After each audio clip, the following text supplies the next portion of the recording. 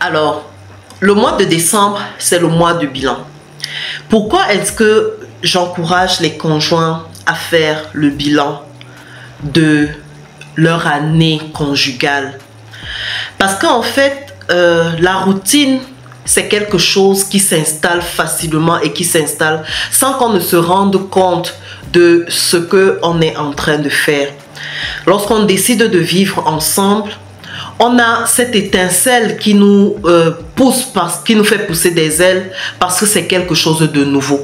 Mais lorsqu'on commence à vivre ensemble, on se laisse entraîner par des habitudes qui font très vite place à une routine. Et c'est cette routine qui met souvent beaucoup de difficultés dans la vie conjugale. Pourquoi? Parce que l'être humain est un être dynamique et dans cette dynamique, il a également besoin dans sa vie de chaque jour de voir une certaine dynamique se poser.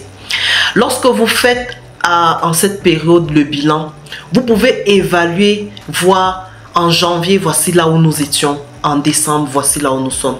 Parce que lorsque les problèmes surviennent en général, on ne sait plus à un moment donné là où ça n'avait pas marché. Lorsque les problèmes deviennent à un niveau où on trouve des couples où le problème est déjà incontournable, là où le problème est déjà tellement corsé, le couple ne se retrouve plus de là où ça n'avait pas marché. Et parce que pendant des années durant, on s'est simplement dit, ah, on fait comme ça, on vit déjà ensemble, on va gérer.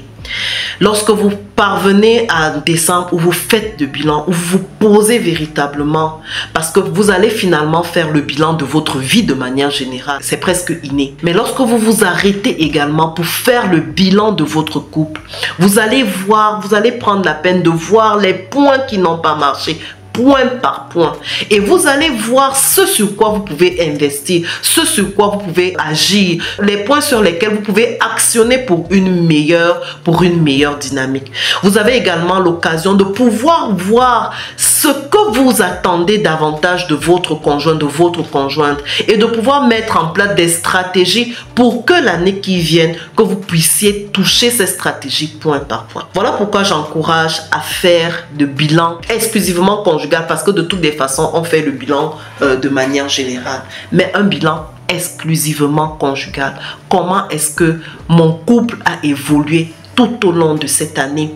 Et je vous encourage à faire des bilans positifs, c'est-à-dire à ne pas vous attarder sur les points négatifs, à mettre une colonne pour les points négatifs et à voir les points positifs.